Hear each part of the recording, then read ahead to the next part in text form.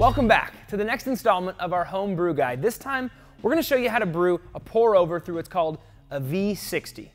Now what this is going to do first off is this is going to help you enjoy a really clean, smooth cup where you're going to taste and be able to see a lot of the clarity in the coffee. For this brewing method, you're going to need a V60. It's a little porcelain pour over, looks like this. You're also going to need a vessel to catch your coffee in. You're going to need some coffee, whole bean like we talked about previously. You're also going to need a grinder to grind that whole bean coffee. You're going to need a kettle, gooseneck preferably. You're going to need some filters. You're going to need a digital scale. And I promise the last thing you're going to need is something to keep time. Just use your phone. All right, so to get right into it, the first thing you're going to do is you're going to weigh out your coffee. Now for this specific recipe, we're going to use 23 grams of coffee in.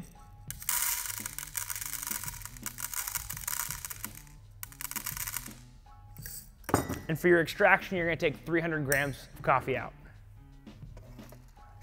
So you're going to grind your whole bean coffee to a medium to fine grind. It's going to look something like table salt.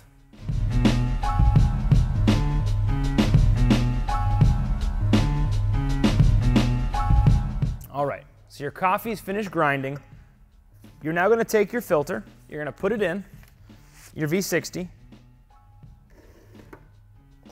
and you're actually going to begin to pour water on it. Now the reason you're going to do this is two reasons really. You want to get the papery taste out of the filter,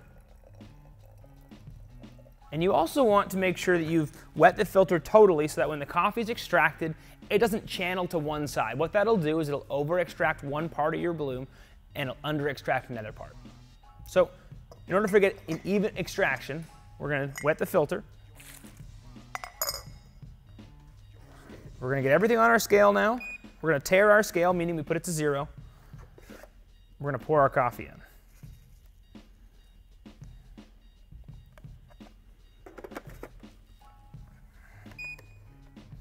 All right.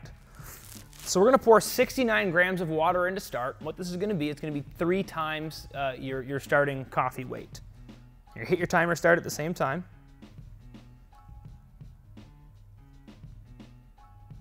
And you're basically just going to go around in a spiral motion, counterclockwise, clockwise, doesn't matter, to around 69 grams. And you're going to let the coffee sit like that for 30 seconds. I know it's hard, but just wait.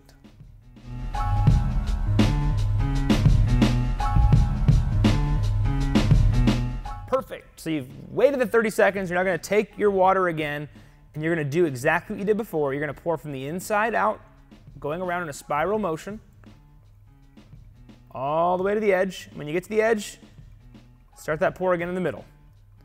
And this time you're going to pour all the way up to 300 grams. So when your scale reads 300 grams, you are good to go.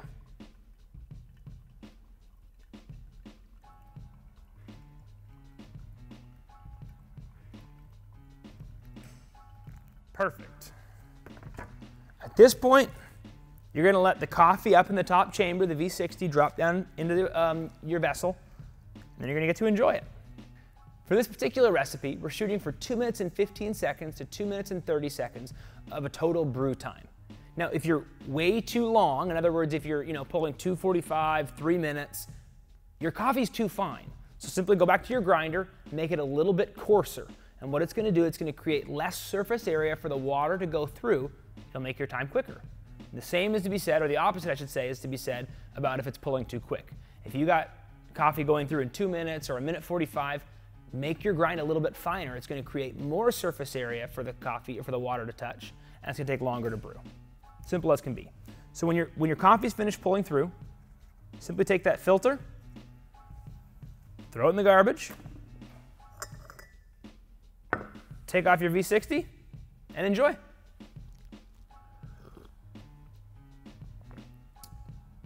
Now again, this was just a basic V60 guide. We're going to have another guide coming out later on. It's going to show some agitation, some other stuff like that. This is just a very basic guide for those of you who've never used one or just got one and you're starting to use it. This is a great spot to begin. Here at Narrative Coffee Roasters, our heart is to cultivate community and culture, and we believe one of the most powerful ways to do so is through coffee. That's why we've made this home brewing guide series just for you. Thanks for watching. Stay tuned for future installments. We're going to show you some other brewing guides.